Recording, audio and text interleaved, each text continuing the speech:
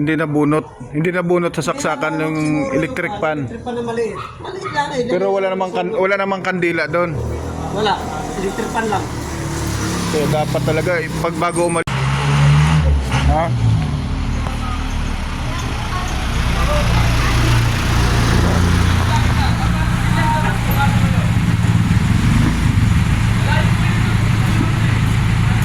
Kalbo na pula, no?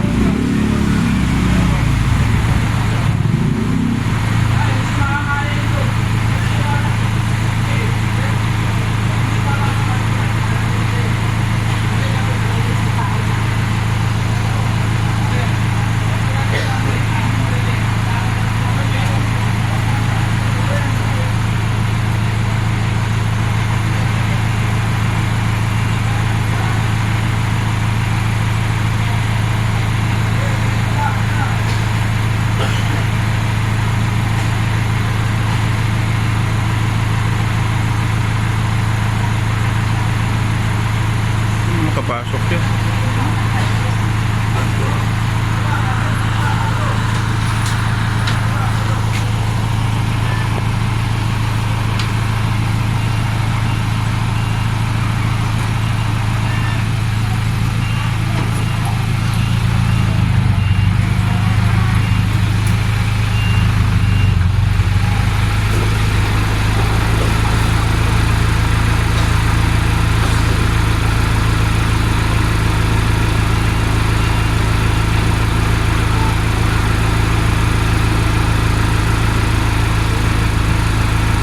Hindi makapasok, kuya.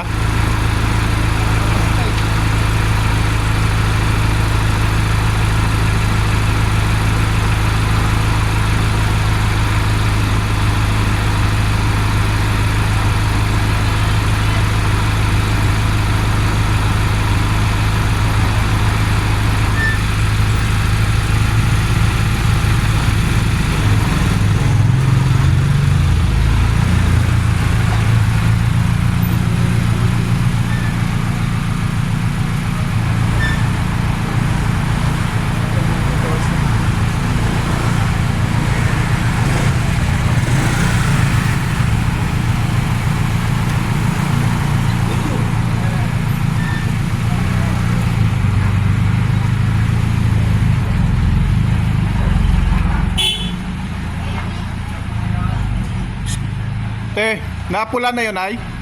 Yung kakilala pala ni Nanay Lorna na malapit kinapon sa bahay.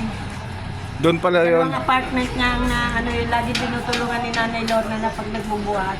Ah, Yung apartment daw niyang dalawa. Dalawa mo guys?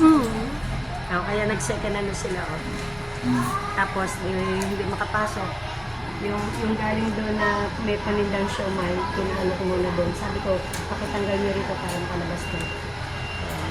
Siyempre. Tapos ang nanay niyo ka na yun ang hindi kasi hindi ko lang pinagmamakain na. Kaya pagkagabi, kaya ako nung halaman, ginawang parking niya nung isang linggo. Apat na moto. Eh, ang dibata, hindi ko alam. Dahil midnight ako dumating eh. Apat. Dahil dito naman, may mga motor naman dyan, may garahe naman sila.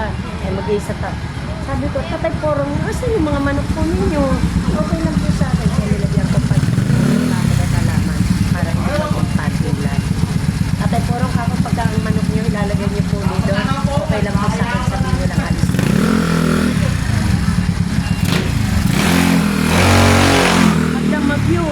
Magdamag yun na nakapark dyan.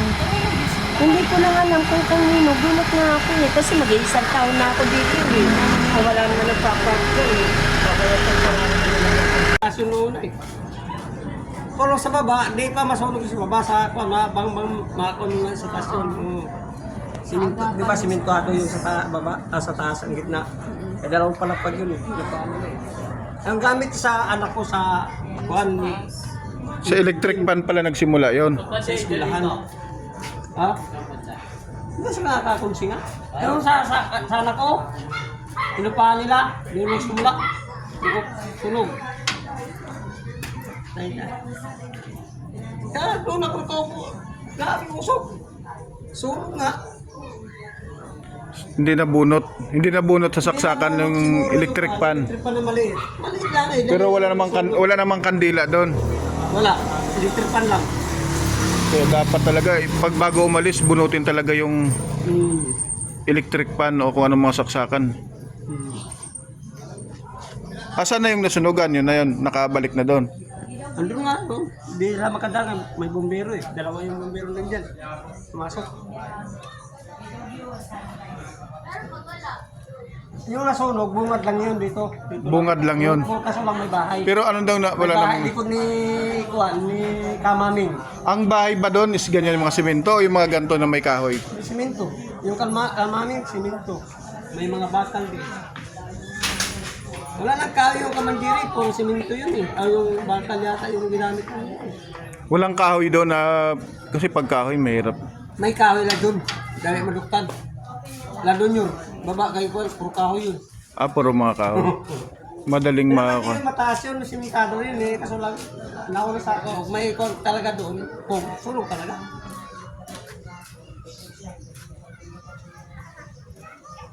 Hindi pa namatay, bumusok pa.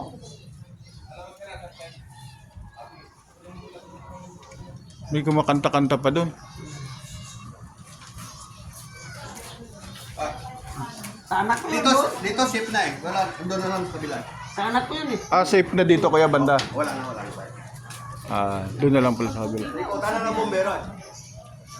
Kasi doon kasi mas mabilis nila maapula. Oo, doon. Dito sa kabuti hindi mahangin. Hindi mahangin. Oo. Puro ang kati mahangin, malakas ang ulbo. Di mahangin eh. Okay. Ang kawawa diyan kasi mga gamit, Gamit nga sa eskwelahan. Pagbantik ko. mga dokumento. Oo. Yan. Paano nga dikit-dikit ang bahay. Magkano upa diyan sa dulo? Yan. Yan sa ano ko. Ganyan. 4,000. 4,000. Sa akin nga, 4,000 ngayon doon. Doon sa Aliwayway. Ano sa Aliwayway ako nakatira? Yun, walang kahoy yung gamit ko, puro simentado. Ate. Kuya, safe na ba dito banda? Safe na, under control na po.